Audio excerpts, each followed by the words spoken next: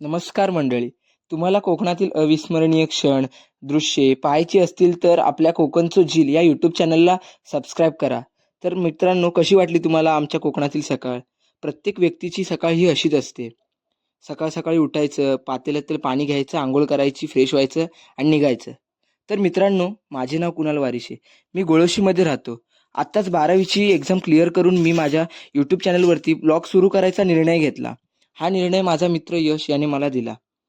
त्याचंही इंस्टाग्रामवरती एक पेज आहे.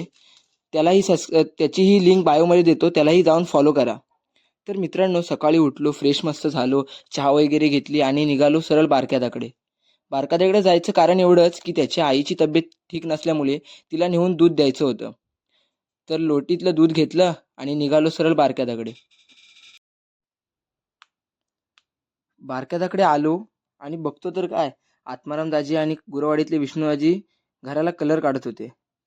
त्यांचा घराला कलर काढत बघत बघत नंतर थोड्या वेळाने दिलीपाचा फोन आला. मग फोनवरती निघालो दुकानाकडे. दुकानाकडे का माहीत नाही, पण बाबू वाटेत भेटला आणि मला बघून पळायला लागला.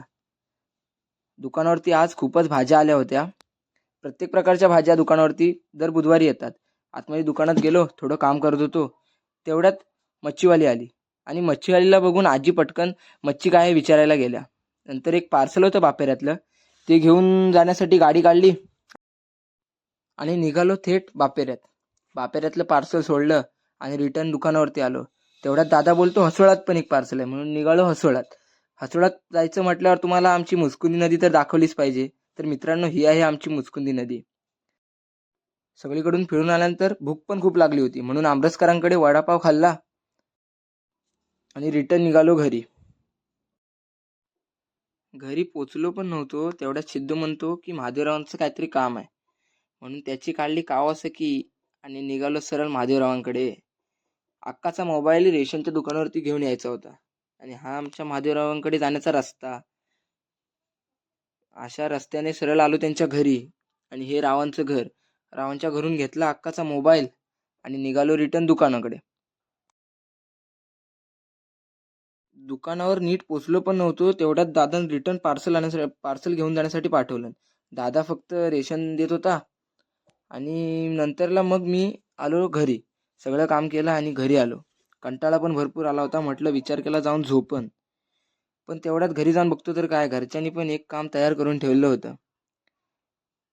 काल केलेल्या जमिनीचा चोप काढायचा होता.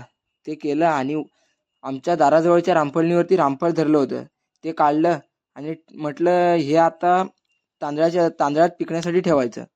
ते ठेवलं आणि निघालो थेट देवळात. म्हटलं आत्ता आपला पहिला ब्लॉग आणि हा ब्लॉग चांगला झाला पाहिजे, यासाठी आपल्या देवळात जायलाच पाहिजे. मग देवळात निघालोच होतो. म्हटलं यशला फोन करून बोलावून घेऊया. यशला फोन करून बोलावून पण घेतलं. पण वरती दुकानावर येताच दादाने नवीन पार्सल तयार ठेवलेलं. मग काय करणार, दादा बोललाय तर करायलाच पाहिजे. दादाने दिलेलं पार्सल घेतलं आणि सोडून आलो. नंतर खाली गेलो देवळात. यश भेटला. हा माझा मित्र यश. यानेच माझ्यासाठी हा निर्णय घ्यायचा ठरवलं आणि नंतरला मी ब्लॉग सुरू करायचा निर्णय घेतला. आम्ही निघालो बोलत बोलत देवळात. देवळात जाण्याच्या रस्त्यात खूपच अडचणी आम्हाला येत होत्या. रस्ता नीट नव्हता. कसे तरी देवळात आलो.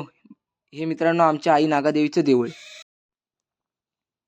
देवळात नारळ फोडला आणि देवापुढे गाऱ्हाणं घातलं की माझ्या या प्रयत्नांना फक्त यश दे, आणि देवापुढे हात जोडून नंतर निघालो बाहेर.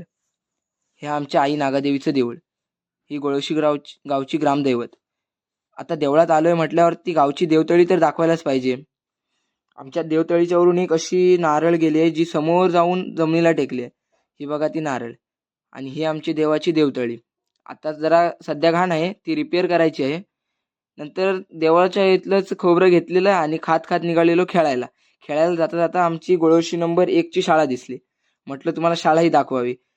आणि ही आमच्या गोळोशी 1 नंबरची शाळा. मी 6वी 7वी 2 वर्ष या शाळेत शिकलो आणि ह्या शाळेने खूपच मला प्रेम दिलं. नंतर आलो सरळ मांडावर खेळायला. महादेवरावांच्या घराजवळच. अनिकेत बॉलिंग टाकत होता, मी खेळत होतो. थोडा वेळ खेळलो आणि नंतरला मग हरवलेला बॉल शोधायचा होता. मग सगळ्यांनी मिळून शेवटला घरी जाता जाता हरवलेला बॉल शोधलेला आणि निघालो घरी. तर मित्रांनो, तुम्ही दिलेल्या तुमच्या आयुष्यातील या 5 मिनिटांसाठी तुमचे खूप खूप आभार. पुन्हा भेटू दुसऱ्या व्लॉगमध्ये.